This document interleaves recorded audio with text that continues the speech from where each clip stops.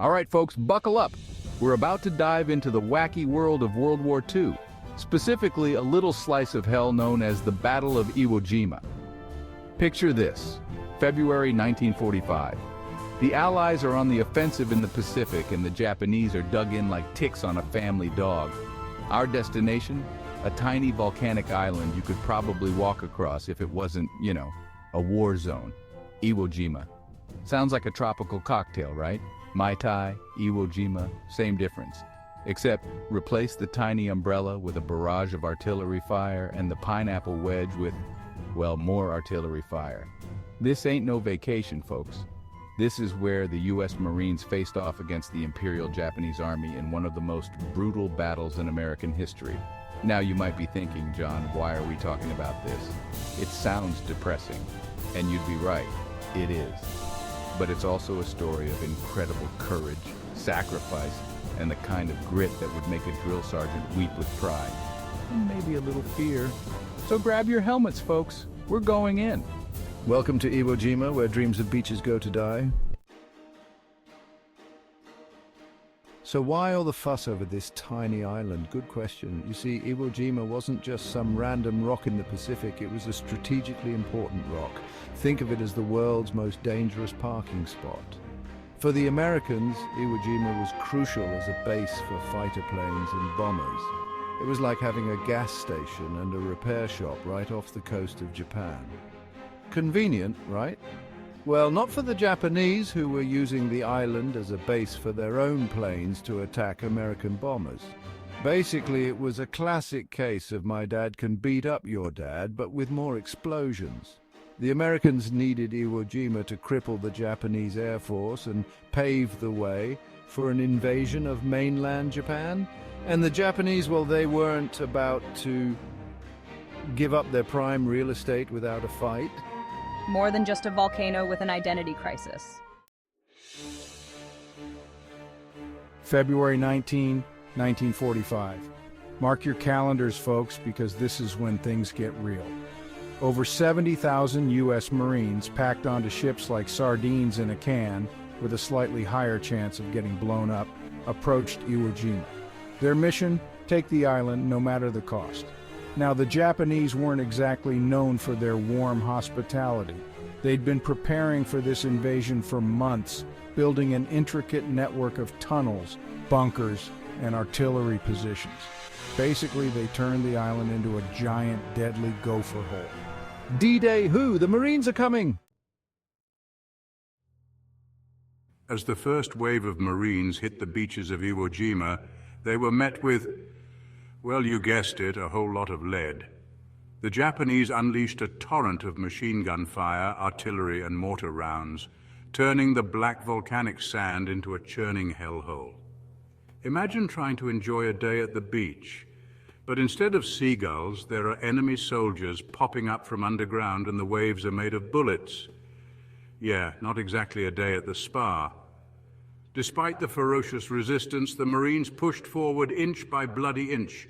They fought with incredible bravery and determination, using flamethrowers to clear out enemy bunkers and grenades to, well, let's just say, persuade the Japanese to vacate their underground apartments. Sand sulfur and a whole lot of lead. Section 5 Flag Up. The photo seen round the world.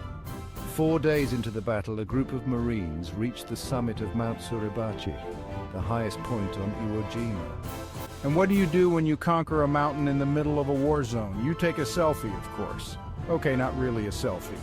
But they did raise an American flag on top of the mountain, and luckily, someone snapped a photo. That photo, my friends, became one of the most iconic images of World War II.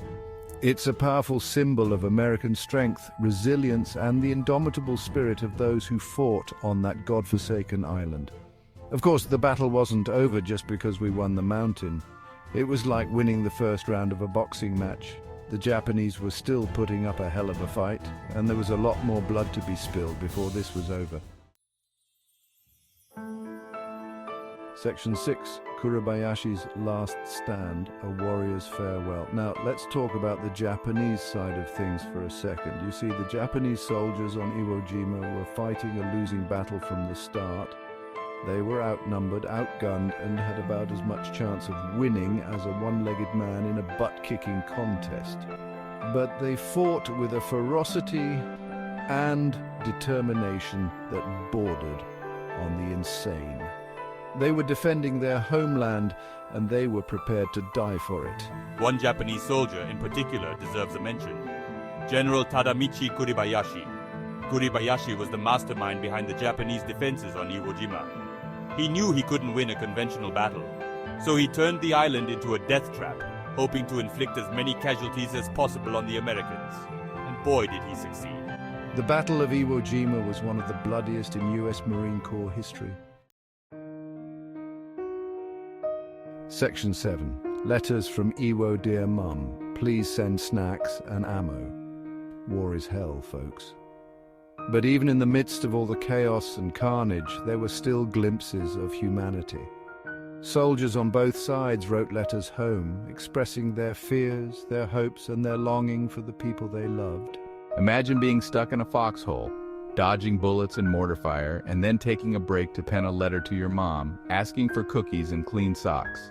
It's enough to make you laugh and cry at the same time. These letters are a powerful reminder that even in the darkest of times, the human spirit can still shine through. They're also a testament to the power of love, hope, and the enduring belief that someday this whole mess would be over. After 36 days of brutal fighting, the Americans finally captured Iwo Jima. The island was secure, the flag was flying high, and the Japanese defenders were either dead or captured. Victory was sweet, but it came at a steep price. Over 6,800 American soldiers were killed in action, and another 20,000 were wounded. The Japanese suffered even heavier losses, with over 20,000 soldiers killed. The Battle of Iwo Jima was a testament to the courage, sacrifice, and sheer tenacity of the American fighting man. But it was also a sobering reminder of the horrors of war and the terrible toll it takes on those who fight it. We've all seen the iconic black and white photos of the Battle of Iwo Jima.